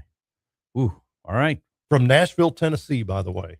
How does it affect you if you lose your first game and you're on that Maxwell award-winning list? Do you fall on that too? Probably fall out of that? No, the early games, you see a lot of losses early, and they still have a chance to get into the bowl championship series. So I'd hate for that to happen. Well, we'll see. I'm telling you what, never know what you got when you go down someplace like that. I love how last year we're like USC, and we go out there and they boat raced us, but then we recovered and here they came back, got in a bowl game and everything. The Bears really responded to that and played a good lead to prepare them for their bowl. So looking forward to the season, man. 8 days and we're going to kick off against. I can't believe this. You think about this, Tom. We're kicking off against Texas A&M at College Station is our first game of the season. That's pretty stinking awesome. If you just step back for a minute and think about where Bears football was 10 years ago and think about where it is now, you're like going, Texas A&M. Now, we used to go down and play Arkansas every now and then, right? Yeah. That's big time. Arkansas's big time. Arkansas bought themselves out of our contracts. They don't want to get beat. I guarantee that happened. They looked at their cupboard and said, we're Bear. That's not going to happen. Kansas. Didn't we play Kansas a couple times up at KU maybe? Well, we've played Oklahoma State quite a few. Yeah, Oklahoma once, I think. Yeah, that's kind of cool. But Texas A&M, that's a whole nother level, man. That's pretty cool. So, it'll make the check look a lot nicer when we receive it. But I tell you what, it's going to be a fun one. SMU on the schedule too. I mean, I love the schedule. I'm looking forward to it. Lindenwood, by the way, September 12th. Let's pack the place out. Marshall the following week, pack the place out. Let's put 22,000 fans in the stadium over there at Placer, and let's get this thing going. Jump into this whole Casey Woods thing. It's a fun deal. Hey, let's take a break on the show. By the way, Lindenwood won last night, their opener against Charleston Southern 20-17. So Lindenwood 1-0 on the season. Against Charleston Southern? Yes. Where at? Buccaneers. It was in St. Charles, yeah, in St. Louis. Beat the Buccaneers, their place, huh? 20-17. 2017. Ooh, yeah. Boat race, those guys. All right, here we go. Let's take a break. We got Rosie Joe's Trivia coming up next to end up our Friday. And so get your fingers ready to go, 417-866-0969. And we'll have Rosie Joe's Trivia next on the Opening Drive with Tom and Rob on ESPN The Jock, brought to you by Playing Sports. Blue 42, set, hut, hut, hut. Football's back. From Missouri State to the Kansas City Chiefs and the Mizzou Tigers, the excitement starts now on the Opening Drive with Tom and Rob. Get the latest news, analysts, and hype weekdays on ESPN The Jock. Culinary history with Retro Metro. Beef stroganoff first gained fame in 19th century Russia, named for the influential Stroganov family. Today, Retro Metro's version combines filet tips, mushrooms, and rigatoni in a beef garlic cream sauce, finished with caramelized onions, fresh herbs, and Parmesan. A classic that's traveled halfway around the world to become your new dinner favorite. Try it on the all-new dinner menu at Retro Metro. I'm Chef Tiny, inviting you to Retro Metro for some giant flavors. Your table is waiting. The leaves aren't the only thing that can get brighter in the fall. 'Tis the season to play under the lights. At Play It Again Sports, football and soccer players reload every year with lots of new and gently used gear. From shoulder pads, helmets, mouthpieces, gloves, and footballs to soccer shoes, shin guards, shorts, and jerseys. If you play a fall sport, it's more than likely we'll see you soon at Play It Again Sports. When you trade in, you win. Play It Again Sports in the Fremont Shopping Center. Make something delicious with Highland cream cheese. Start the morning with strawberry cream cheese danishes. Dress up your favorite waffles with a rich cream cheese drizzle. Or make your afternoon iced coffee even better with a decadent cream cheese whipped topping. However you enjoy it, Highland cream cheese brings rich, creamy flavor to every recipe. Find a little inspiration and plenty of delicious recipes at HighlandDairy.com. Highland, locally made, naturally delicious. Your home is where life happens. It's where kids play, pets roam, and memories are made. Since 1978, Robinson Fence Company has taken pride in building fences the right way. Every fence we build reflects our commitment to doing honest work for our neighbors. With over 4,000 fences installed, our experience speaks for itself. Rooted right here in Springfield and our office in Dallas, Texas, we're proud to be a hometown company. Robinson Fence Company. Family owned, locally trusted. Professional fencing by professional people. We thought about creating a ShopOzarks.com mascot, something obnoxiously cute. Then somebody suggested a giant walking coupon, and honestly, that felt just obnoxious. So yeah, we'll skip the mascot. Instead, we'll keep doing what actually works. Helping you save big at local restaurants, automotive shops, health and fitness, entertainment, and more. No cute mascots required. Just real local savings at ShopOzarks.com. Blue 42, set, hut, hut, hut. Football's back. From Missouri State to the Kansas City Chiefs and the Mizzou Tigers, the excitement starts now on the Opening Drive with Tom and Rob. Get the latest news, analysts, and hype weekdays on ESPN The Jock. We'd like to invite you to join us on the Opening Drive. Give us a call or text at 417-866-0969 or reach out to us at the 96.9 Jock Chat app. All right, back in the Opening Drive with Tom and Rob on a Friday, our last segment of the week before we go to the weekend. And we got next week where it's game week next weekend. Bears and Aggies. High school game tonight. Ooh, high school gets going tonight. High school got started last night with several teams. High school gets going in earnest tonight. Two big matchups around the area, two really big ones. Nixa hosting Carthage, a battle of nationally state-ranked teams in two different classes. And tonight's big game, you got Glendale hosting Webb City tonight over at the field. So two big ones. Kickapoo also, they're all in action tonight. Kickapoo's in action tonight. Joplin. Against Joplin, yeah. So yeah, it'd be a fun evening of football in the area, in the Ozarks. I think the weather's going to be kind of nice, a little warm, but kind of nice. And get out and support your local high school team tonight. Do you remember if the Hockey Bears, if they invited us to go to Lake Placid with them? When they were in here, I don't remember Stan or Ryan Armstrong saying that. No, I don't remember that. I was That'd be pretty cool though. Well, I was just trying to figure out my schedule, your fall plans coming up. Yeah, if I need to take a couple days off to go to Lake Placid. You're doing football, man. Football. Let's go. Lake Placid. That's pretty awesome if you think about it. Playing on the actual they call it barn, the actual barn that we won the gold. How cool is that? I mean, I could have that could have been an hour-long conversation just talking about that. Oh, we'll have them on again before they go. We'll do that. Let's have them on again. We need to because couple weeks. We spent a lot of time on that, and deservedly so. What a trip! My goodness. Yeah, let's do that before they go. We'll get them back on the show. Talk a little more Lake Placid. Ice Bears, if you missed it, opening up at Lake Placid for 3 games. How cool is that? That's a pretty neat deal. So Rosie Joe's Trivia. Yes. Rosie Joe's located in Ozark, South Street exit. Aldi's Walmart exit. You hang a left there. You go towards the east, go past the new 7 Brew, past the Ozark Assembly of God Church, and there it is. It is Rosie Joe's. Amazing breakfast, amazing lunches there. They got everything you could possibly want. Home-cooked meals.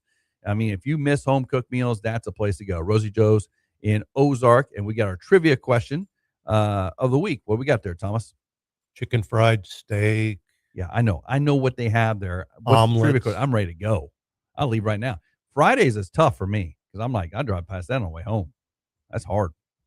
As busy as your schedule's been, have you been to Rosie Joe's here recently? Yeah, I actually haven't. I must admit, I've not gone in a while. I need to go. I mean, it's one of those things you're like, oh, Rosie Joe's. You know what it reminds me? Each and every Friday, this segment goes, oh yeah, Rosie Joe's. Yes. We used to go there sometimes on Saturday mornings. That's when I used to take Ryan and Avery there on Saturday mornings. That's kind of fun. Just the pancakes and Yes. Oh, so good. Chicken fried steak is bigger than the plate. Oh, I know. You can't even see the plate. There's no. They bring it out. You're like, is there a plate underneath there? Yeah. Good. How's it stay there? Just give me the box when you bring out the food. Just bring the box too. Bring the to-go box. There's no way we can eat all that. No way. All right. Trivia question: 417-866-0969. That's the number to call. If you have the correct answer, or you want to try. Jack Caglione last night drove in 6 runs on 5 hits, right? Yep. Who was the last Kansas City Royal to have at least 5 hits and 6 RBIs in a game before Cags? I'm going to give you some options. Oh, I know. Did you hear it last night? I did. Okay. I could give you some options, but somebody's we got a caller. Let's go to the caller. No options. Got to find out who this is. Who is this? Summer Hammond. Hey, Summer. Do you got an answer to this question? What's that? Do you have the answer to the question? You got one? Can you repeat the question? Okay, then she doesn't have the answer. Go repeat the question. Who's the last one, Tom? Yeah, Jack Caglione last night drove in 6 runs. He had 5 hits, drove in 6 runs. Who was the last Kansas City Royal to have at least 5 hits and 6 RBIs in a game before Cags? Michael Ryan? No, I don't think so. Oh. No, that's not it, right? No. Okay. Good try though, Summer. Do it again. We'll see if you can do it. Who's the last one? I know it. I know the answer. Because you heard it last night. I did hear it last night.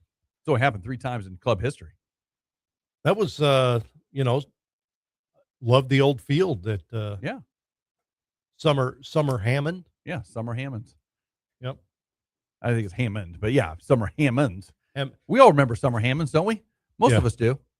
And don't spell it. Didn't the Springfield Cardinals used to play there? They did in the summer. The old Springfield Cardinals. In the summer. You know, the team that's called whatever before this new name. Yes. Anybody else want it? 866-0969. I know this answer. I'm going to Rosie Joe's. I'm taking the certificate today. I'll give you some options here. I'll give you 4 options. All right. Is that okay? Yeah. Let me do it in alphabetical order by last name. Okay. Carlos Beltran. Okay.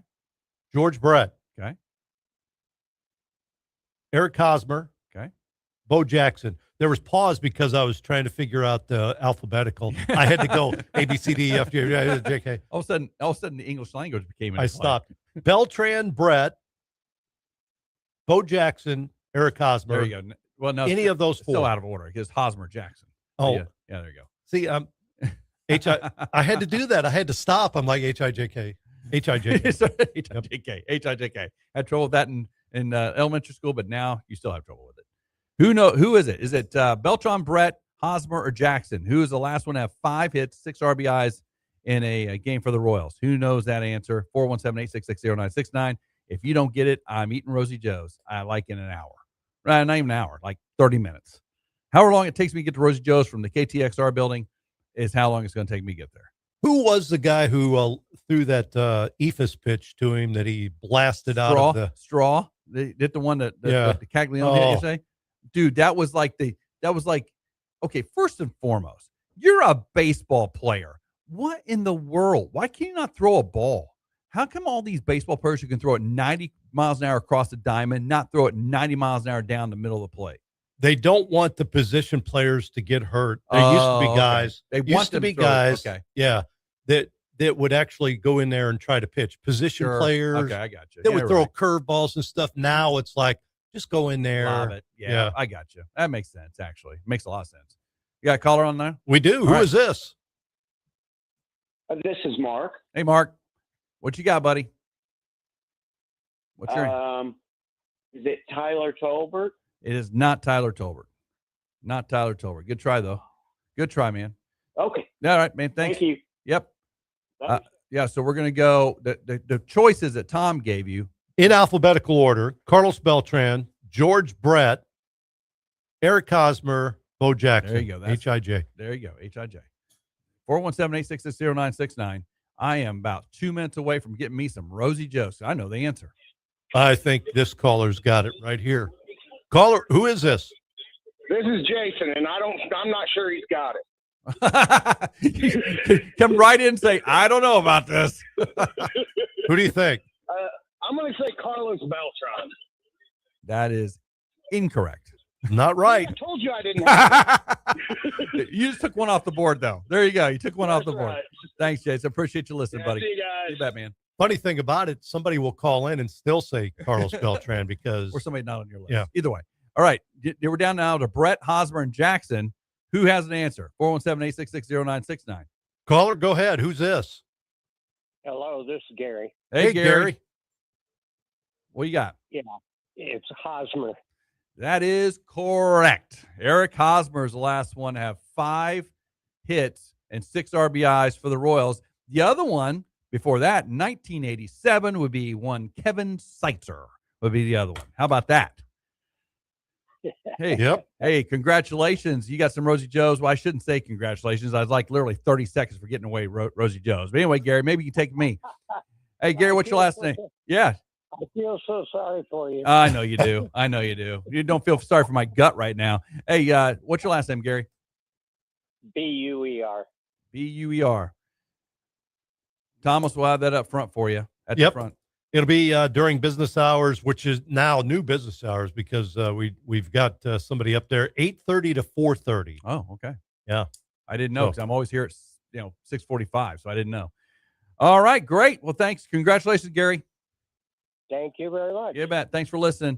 Well, that was a good one, man. That went for a while. I had lots of good callers on that one. Eric Hosmer, the last one, and then before that, Kevin Seitzer. The 3 that have done that in the history of the Kansas City Royals. Rob, we had a message to us on Facebook. We did, an anonymous message actually last night. And then, I've not verified this. I got to kind of go back and look, but the message was this: 5 years ago when Major League Baseball took over minor league baseball, they kind of put a directive out there. They wanted to force the minor league teams to change because the major league teams wanted to have the sole ownership of the logos and nicknames. That was an anonymous message sent to us last night on our Jock chat line. So from an employee of the Springfield from Cardinals. An employee of the Springfield staff. So that was kind of and once again, hey, if that's it, right?